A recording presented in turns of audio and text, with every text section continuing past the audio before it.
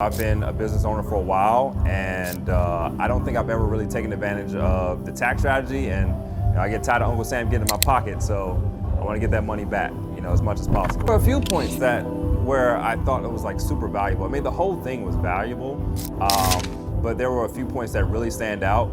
I didn't know there were so many benefits to folks who had W-2. I didn't know that there was such a tax advantage for them to take more of that money home.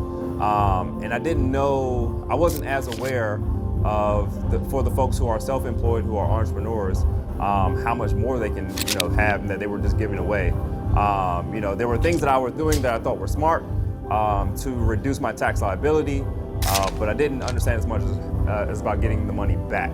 And that was super valuable to not just understand how to reduce the tax liability, but just to have more money in my pocket.